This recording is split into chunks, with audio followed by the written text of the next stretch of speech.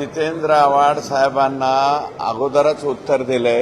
मुळात परभणीची ही घटना झाल्याच्या नंतर मी स्वतः पहाटे 2:30 वाजता त्या सोमनाथ सूर्यवंशी हे माझ्या आष्टीचे नगराध्यक्ष आहेत, वडर समाजाचे, त्यांचे ते नातेवाईक आहेत। नातेवाईक असल्यामुळं मी त्यांना तिथे भेटायला गेलेलो आहे। विजय वाकोडे साहेब यांच्या कुटुंबियाची भेट घेतली।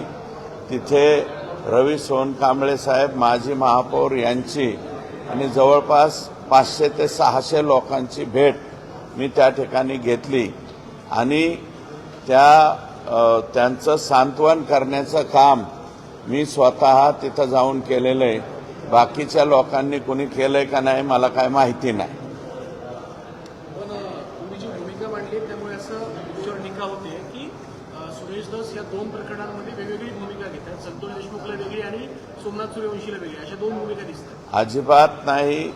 प्रत्येक मोर्चामध्ये मी संतोष देशमुख यांची जी बाजू मांडलेली तेवढ्याच प्रखरतेनं सोमनाथ सूर्यवंशी यांची सुद्धा बाजू परखडपणे मांडलेली आहे। आणि सोमनाथ सूर्यवंशीच्या बाबतीमध्ये जे बोरबांड सस्पेंड केलेले आहेत त्यांना रिमूव्ह फ्रॉम सर्व्हिस करा अशा प्रकारची मागणी सुद्धा मीच केली। एक नाही, पुण्याच्या, धाराशिवच्या, परभणीच्या आणि बीडच्या सर्व मोर्चामध्ये मी दोन्हीही बाजूनी सारखाच बोललेलो आहे।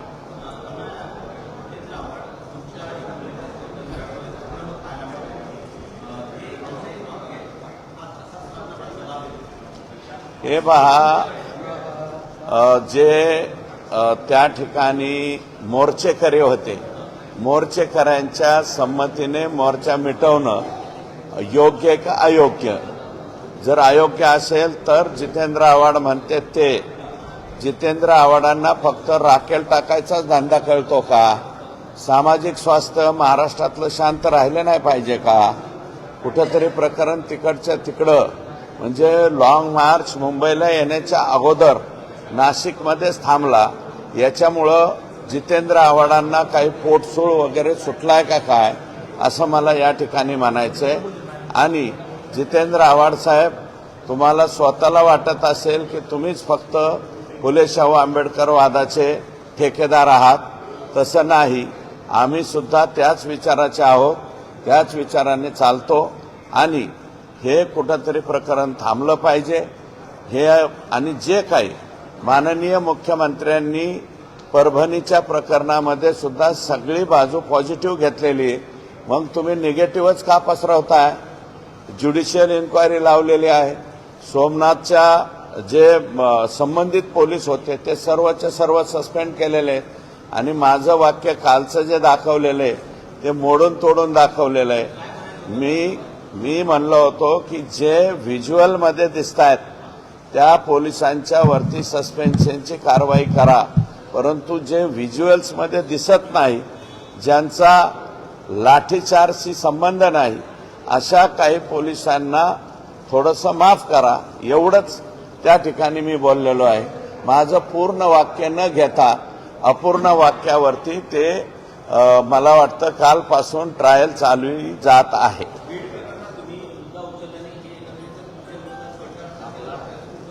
100% बीड प्रकरण मी उचललंय आणि परभणीचं प्रकरण सुद्धा मीच उचललं। माननीय मुख्यमंत्री महोदयांनी जी सभागृहामध्ये जाहीर केलं ना, जे बीडच्या प्रकरणात जाहीर केलं तेच तिथंही जाहीर केलं। माननीय मुख्यमंत्र्यांनी सोमनाथ सूर्यवंशी यांच्या कुटुंबियांना 10 लाखाची मदत जाहीर केली। त्याच्यानंतर वाकोडे साहेबांच्याला 5 लाख रुपये मदत जाहीर केली।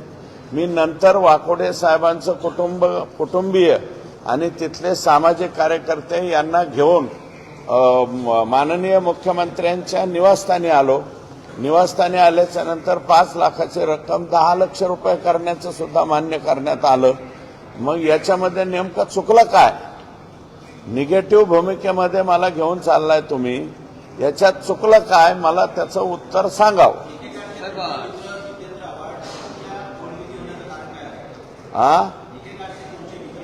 जितेंद्र आव्हाड तुमच्यासोबत मोर्चामध्ये होते, परंतु मला तेच तुमच्यावरती टीका करतायत. नाही, जितेंद्र आव्हाड मोर्चामध्ये होते, ते त्या मोर्चामध्ये बोलले नाही. सोमनाथ सूर्यवंशीवरती मी बोललो, धाराशिवला सुद्धा सोमनाथ सूर्यवंशीवरती मी बोललो, पुण्याच्या मोर्चामध्ये सुद्धा सोमनाथ सूर्यवंशीच्या मारेकऱ्यांच्या बद्दल मी बोललो. त्या मोर्चाला तर जितेंद्र आव्हाड आलेच नव्हते, धाराशिवला आले नव्हते, फक्त बीडला आलते.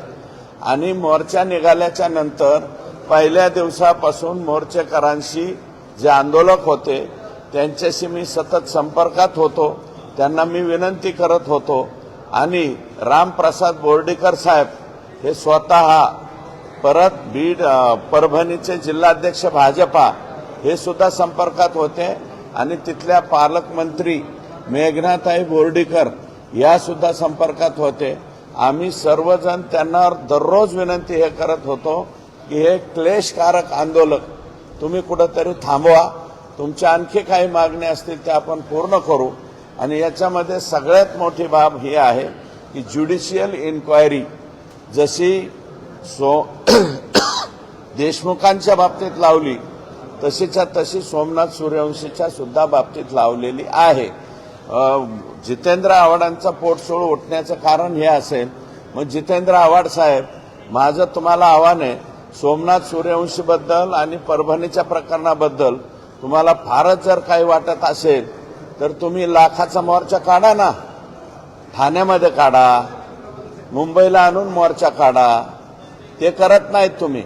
आणि मोर्चात येतात, मुंबईच्या मोर्चात आले आणि अक्षय शिंदेचे गुणगान गाऊन माघारी गेले. अरे त्या लेकराच्या आईवडिलांना किंवा लेकराला काय वाटलं असेल, अक्षय शिंदेचे गुणगान गाणाऱ्यांकडून दुसरी काय अपेक्षा करायची.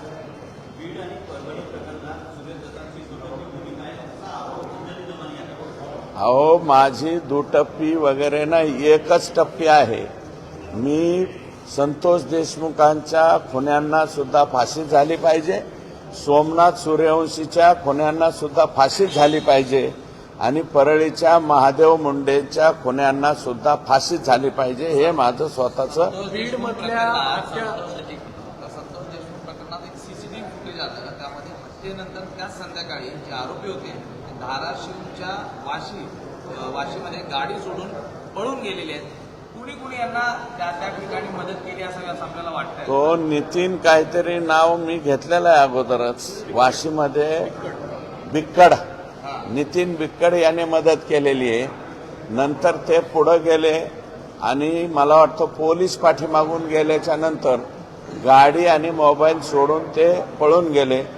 फक्त यातला विष्णू चाटे जो आहे तो वेगळ्या पद्धतीने पळून गेला. स्वतःचा मोबाईल 10 तारखेच्या नंतर बंद केला. 9 तारखेला घटना घडली, 10 तारखेला मोबाईल बंद केला. परंतु माझी जी माहिती मिळते, पोलीस त्यातून सुद्धा मार्ग काढतील आणि योग्य तो न्याय देतील. याच्यामध्ये बीडचा तपास सुद्धा एसआयटीचा अतिशय योग्य चाललेला आहे आणि परभणी प्रकरणाचा सुद्धा तपास योग्य चाललाय असं माझं मत आहे. महादेव मुंडे हत्या प्रकरणाच्या संदर्भात काय अपडेट आहे? तुम्ही मागणी महादेव मुंडे प्रकरणामध्ये सुरुवातीला ते 15 महिने तपासच झाला. मी मुद्दा उपस्थित केल्याच्या नंतर बीडच्या एसपींनी त्या ठिकाणी चौकशी समिती लावली आणि अंबाजोगाईचे डीवायएसपी यांच्या अध्यक्षतेखाली एलसीबीची सर्व टीम त्यांना दिली आणि ज्या दिवशी ही ऑर्डर काढली त्या दिवशी पासून 12 ते 15 लोक परळीमधले फरार झालेले आहेत आणि ते जे फरार झालेले त्यांच्या पाठीमागे पोलीस लागले. आणि माझं मत आहे महादेव मुंडेच्या प्रकरणामधले आरोपी फार लवकर अटक होतील अशी आशा आता निर्माण झालेली. शेवटचा प्रश्न, बीडमध्ये 127 शस्त्र धारकांवरती पोलिसांनी कारवाई केली आहे आणि त्यांचे जे परवाने आहेत ते रद्द करण्यात आले. तुम्ही सातत्याने माझं तर म्हणणं आहे बीड जिल्ह्यातले 1200च्या 1200 परवाने रद्द करून टाकावे. कशासाठी पिस्तूल लागतात? आम्ही आता 5-5 टर्मचे आमदार झालो, आम्ही अजून पिस्तूलला अर्ज सुद्धा नाही केला. आम्हाला पिस्तूल बी नको, बंदूक बी नको, काहीच नको. कशासाठी लागतं त्यांना? मिरवायला आणि लोकांना धाक दाखवायला. आणि हे असे गुंडांच्या टोळ्या हे राख वाळू या राखाच्या हे जे लोक आहेत माफिया, राख माफिया, वाळू माफिया, त्याच्यानंतर शिरसाळासारख्या गावामध्ये गायरान माफिया, कोणाच्या बी दुसऱ्याच्या जमिनी लाटायच्या, कोणाची पण मेजर चौकातली जागा दिसली की ही जागा आमचीच मानायची. याच्यासाठी पिस्तूल पाहिजेत का? मला वाटतं 1200 पैकी 600 तर पिस्तूल हे परळी मतदारसंघातलेच असावेत. 1200 पैकी 600 पिस्तूल परळी मतदारसंघातले. आका आणि आकाच्या भागातलेच आहे, बाहेरचे कमी आहेत. कर्नाटकमध्ये शहाजीराजांची जी समाधी आहे त्यावर साधक बसलेले छप्पर सुधामे अशी खंत व्यक्त केली आहे ज्येष्ठ कादंबरीकार विश्वास पाटील. हो, त्यांनी पाठीमागे त्या बाबतीत बोलले होते. निश्चितपणे सगळे लोक मिळून त्याच्या बाबतीतला विचार आम्ही करू. हे आज नाही, विश्वास पाटील यापूर्वी बोललेले आहेत, हे माझ्या कानावरती आहे.